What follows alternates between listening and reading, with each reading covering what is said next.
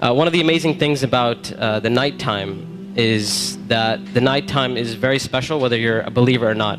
One of the things that psychologists often discuss is that nights are usually considered a spiritual time. So they talk about how usually people are more willing to share and they're usually more in touch with their feelings and their emotions at night. And this is why you see when people go out on dates and stuff like that, when do they usually go out?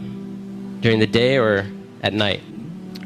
So people are more likely to be in touch with their spiritual side and their feelings and their emotions. And what Islam does is that it takes advantage of this time. So while other people are busy doing other things, a believer takes that spiritual time and they take that emotional time and they devote it to their Lord. And one of the things that the scholars often talk about is that the night is a testimony of a person's love.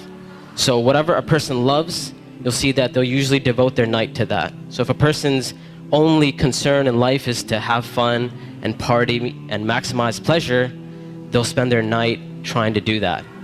If a person's concern is their afterlife and their love for Allah, then they'll spend their night in concern about their akhirah.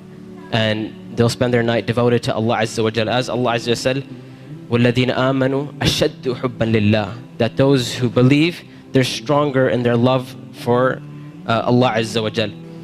It's no secret, it's no surprise that our ummah today, our nation today, is not doing too well. And I hate to be negative, I hate to be negative about issues, but this is just a reality. And the point isn't for us to become depressed and say we're a goner and there's nothing we can do. The point is, how do we bring ourselves out of this situation, and how do we become like the companions radiallahu ta'ala anhum? And this is why one of the things that is often said by the classical scholars and even scholars of our time is that if we want to rectify this ummah, if we really, really care about this ummah, we really want to change this ummah, then we will not be able to do it except that which changed the beginning of this ummah. Meaning, if we really care, we really want the ummah to progress. Now we're Muslims living in the West and we care about Muslims in America, and we really want Muslims to be in a better state. Then we have to look at the sunnah of the Prophet ﷺ and how the companions did it. And it is in that we're going to find our ummah come to life. And the thing about the companions, like I mentioned, is that what they had and what is missing from our time is that attribute of going above and beyond the bare minimum. Ibn Abbas radiallahu ta'ala anhuma, he says about the companions, he said, I did not see a single companion. He said, I did not see a single companion except that they would take something from the night. Meaning they would pray some type of qiyam al-layl. And one of the most oft questions I get from young people is, you know what, my iman is just not doing too well.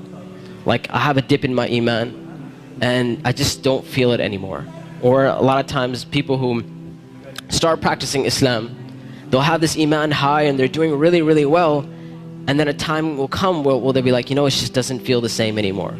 Or a lot of times reverts and converts will say, when I first became Muslim, it was the most amazing experience of my life, and I want that back. I want that experience back. And one of the first questions I ask these people is, how is your connection with Allah? How is your qiyam al-layl?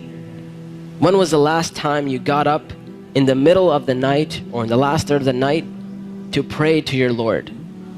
And if the answer usually is, well, I don't really do that. I mean, I just try to do my 5 daily prayers. I'm just happy if I can get that in. And I tell them, I say, listen, if you're cutting off your connection with Allah, how are you going to get better?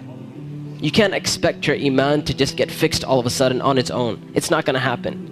You have to take steps for you to become a better Muslim. You have to take steps to reach that level of iman. When it comes to qiyam al-layl, one of the advices I often give, and I give this advice because this was the advice given to me by my teachers, is if you want to pray qiyam al-layl, all you have to do is just try it. And I'm not talking about spending a third of the night praying or half of the night praying. I'm saying get up 10 minutes before Fajr.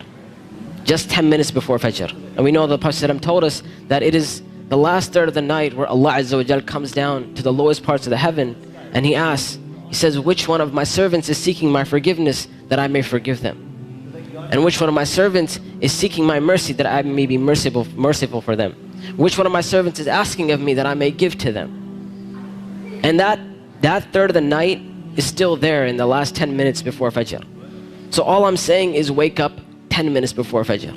Not an hour, not 2 hours before Fajr, 10 minutes before Fajr.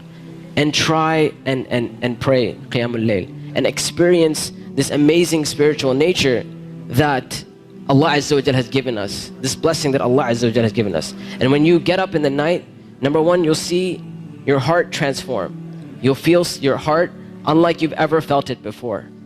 And I know a lot of us, and this is a problem which is very, very common, where we look at Islam and all we see is a bunch of things we have to do.